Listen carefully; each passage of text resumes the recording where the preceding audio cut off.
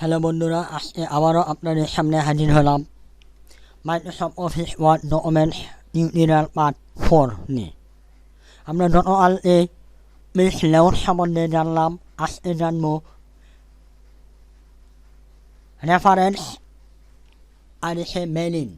যেমন রেফারেন্সের ভিতরে যেমন কোনো নিচে আন্ডারলাইন করে কোনো কিছু লেখাটি ইনসার্ট ফরম্যাট একটা অপশন আছে। রেফারেন্সে যে একটা অপশন হলো ABI 1 ইনসার্ট ফরম্যাট, মানে আন্ডারলাইনের নিচে বা কোনো সাইন করা বা করা, এটাই হচ্ছে মূলত রেফারেন্সের কাজ। তারপরে নেক্সট ফরম্যাট বলতে মানে এক সময় এক ফরম্যাটে কাজ করাতেই বলা হয় যেমন প্রথমে একটা সারি আসবে, তারপরে নেক্সটে একটা আসবে, এটাই হচ্ছে নেক্সট ফরম্যাট। তারপরে সৌদা নোট, মানে এই নোটের নিচে যে লেখাটা হবে এই লেখাটা শো করাই হচ্ছে নোডা, মানে সৌদা নোটিশ। তারপরে আছে এখানে ম্যানেজিং সোর্স বলতে আরে টাচ করবো আগে টাচ করবো, তারপরে শর্ট বাই অথরিটির নাম দেব, তারপরে এইখানে ব্রাউজে যে কোনো ব্রাউজে কোনো ছবি থাকলে বা পিকচার থাকলে এটা অ্যাড করে নিব। তারপরে এইখানে আমরা যার মন মতন করে যে কোনো একটা অনলাইন লিখবো, তারপরে কারেন্ট লিস্টে দেব। এই সে আমাদের ম্যানেজমেন্ট সোর্সের কাজ। তারপরে স্টাইল, আমি কোন স্টাইলে লেখাটা করবো, এই স্টাইলে না এই স্টাইলে, এখানে স্টাইলে কোনো শেষ নেই। নর্মালিতে সাধারণত APA এই স্টাইলে আমরা লেখাটা লিখে থাকি। তারপরে insert table of fibre, insert table আমরা টেবিল তৈরি করতে হলে বিভিন্ন ফাইবার অপশন ওপেন থাকে না।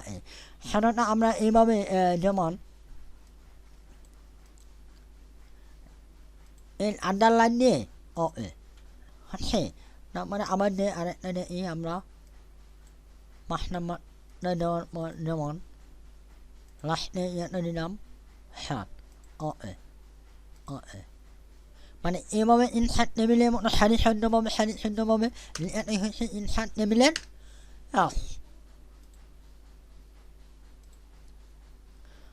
মেন মূলত রেফারেন্স আর মেইলিং এগুলো ভিতরে বেশি একটা তেমন একটা কাজের নেই।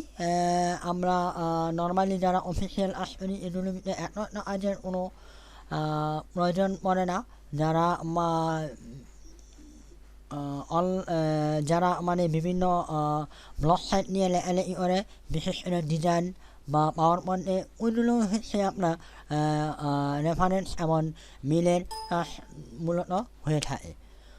যাই হোক, মূলত আজকে আমরা মেলের ভিতরে যেমন স্টার্টিং মেল, যেমন লেটার, এই লেটার লিখতে হলে প্রথমে আমরা এইভাবে লিখবো, এইভাবে শুরুটা করবো, আমাদের সে অপশানটা দেখাবে।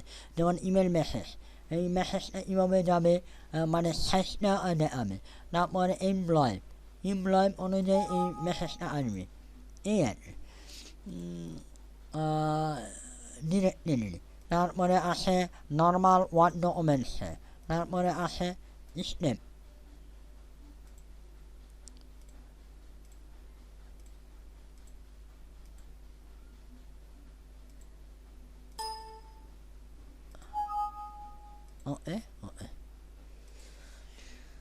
তারপরে আমরা মেলে শেষ করলাম, রেফারেন্সে শেষ করলাম।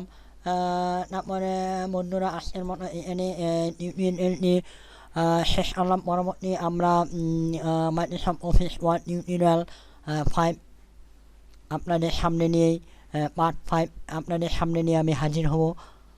আল্লাহ হাফেজ।